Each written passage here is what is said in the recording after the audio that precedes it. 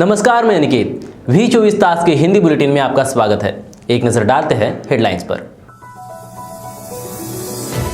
Gangster संतोष आंबेकर के खिलाफ दाखिल की गई 1863 पन्नों की चार्जशीट। मनपा के प्रवर्तन विभाग की ओर से की गई अतिक्रमणों पर कार्रवाई। शहर में 7 मार्च तक फिर से स्कूल कॉलेज रहेंगे बंद, पालकों में असमंजस की स्थिति।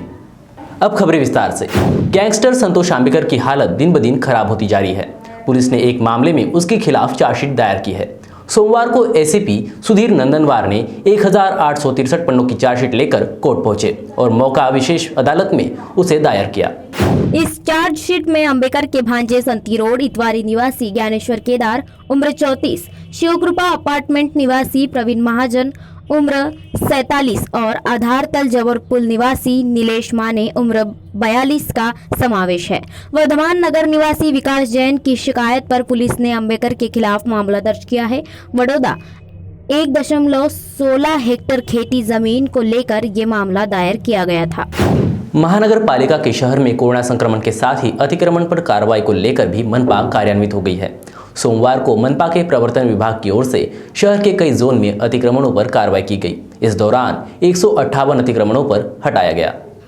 लक्ष्मी नगर जोन में माटे चौक से प्रताप नगर चौक तक, प्रताप नगर से जैताला तक रोड परिसर में 30 अतिक्रमणों को हटाया गया।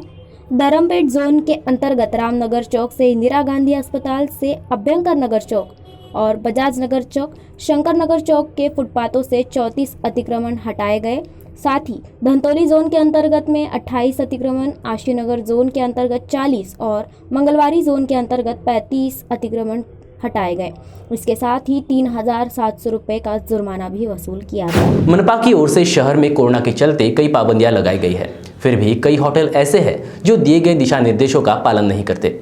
इसी कड़ी को जोड़ते हुए लकड़गंज जोन के अंतर्गत कलमना रोड प्रभाग 24 स्थित नैवेद्यम ऑस्ट्रेलिया नामक मंगल कार्यालय में अब खाना पकाने वाले कर्मचारी सहित कुल 8 कर्मचारी कोरोना पॉजिटिव मिलने से न केवल मंगल कार्यालय बल्कि यहाँ कुछ दिनों पहले हुई शादी में शामिल हुए लोग भी डर का माहौल में जी रहे हैं। मामला सामने आते ही सहायक आयुक्त साधना पाटिल के निर्देशों के अनुसार मंगल कार्यालयों को 10 मार्च तक के लिए सील ठोक दी गई है। बताया जाता है कि मंगल कार्यालय में काम कर रहे कर्मचारियों में कोरोना के लक्षण दिखाई देने पर सभी का आदिवासी छात्रावास में कोरोना टेस्ट कराया गया, जिसमें 8 लोग कोरोना पॉजिटिव पाए गए। इसके साथ मनपा ने कोरोना के 8 मरीज मिलने के कारण पूरे परिसर को कंटेनमेंट जोन घोषित कर दिया गया। Multi modal international cargo hub और एयरपोर्ट यानी मिहान परियोजना में शुरुआत से अब तक 168 कंपनियों ने जमीन ली है, लेकिन अब तक मात्र 74 कंपनियां संचालित हैं। समय पर निर्माण पूर्ण न किए जाने वाली कंपनियों की वजह से वापस लिए के बजाय उनको बार बार रियायत दी जा रही है। निर्माण कार्य पूरा करने के निर्देश के बाद भी अब तक कई जमीनों पर ईंट तक नहीं लगाई गई है। मिहान में बड़े पैमाने पर निजी कंपनियों में जमीन ले रखी है। सरकार ने रियायती दरों में ये जमीनें निजी कंपनियों के हाथ थमा दिए हैं। इसका उद्देश्य बड़े पैमाने पर रोजगार निर्माण करने वाले उद्योगों को कार्यान्वित करना था, लेकिन कंपनियों ने जमीनें तो ले ली, लेकिन उस पर अब तक एक ईंट भी नहीं चढ़ाई है।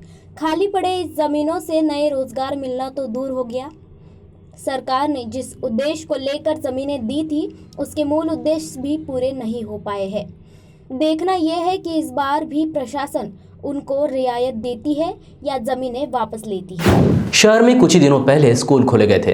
प्राइवेट स्कूलों ने पहले फीस की 1 या 2 किस्त जमा करना अनिवार्य किया था। इतना ही नहीं, जिन स्कूलों ने बस सुविधा दी थी उन्होंने बस का किराया वसूल लिया। एक बार फिर से स्कूल बंद किए जाने के कारण से पालकों में असमंजस की स्थिति बनी हुई है। मार्च के बाद क्या स्थिति बनती है ये मालूम नहीं, लेकिन अब पालक भी परेशान हो गए हैं। बार बार के बदले जाने वाले नियमों की वजह से आर्थिक नुकसान भी सहन करना पड़ रहा है। प्रशासन की मंजूरी के बाद सिटी में 9वीं से 12वीं के स्कूल 4 जनवरी से शुरू कर दिए गए, जबकि 5वीं से 8वीं के स्कूल 8 फरवरी से शुरू किए गए। स्कूल शुरू होने के साथ ही निजी संस्था चालकों ने फीस की 1 या 2 किस्त जमा करना अनिवार्य किया था। अनेक पालकों ने फीस जमा भी की थी। खास तौर पर जिन पालकों के बच्चे बोर्ड कक्षा में हैं उन्होंने 2 या 2 से अधिक किस्तें जमा कर दी है। इतना ही नहीं, कई ग्रामीण क्षेत्रों में बने CBSE स्कूलों ने बस सेवा भी उपलब्ध कराई है। बस सेवा के लिए पालकों ने 5,000 रुपये किराया वसूला था। बिना किराया भरे बच्चों को बस में एंट्री नहीं दी जा रही थी। वहीं जिन स्कूलों ने बसें शुरू नहीं की थी, उन पालकों ने बच्चों को ऑटो और वैन लगाई थी।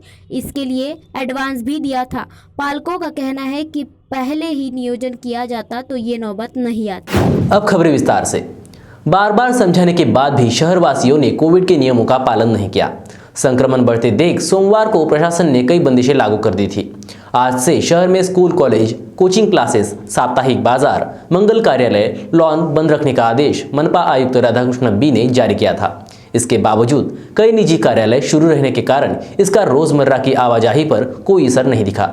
अब नहीं मानने वालों पर पुलिस सख्ती से कार्रवाई करने के आदेश दिए गए हैं। कोविड के नियमों का अब कड़ाई से पालन करना होगा। मास्क लगाए बगैर घर से निकलने वालों पर कार्रवाई होगी। बाजार एवं भीड़ भाड़ वाले इलाकों में अंकुश लगाने के लिए आवश्यक दिशा निर्देश दिए गए हैं।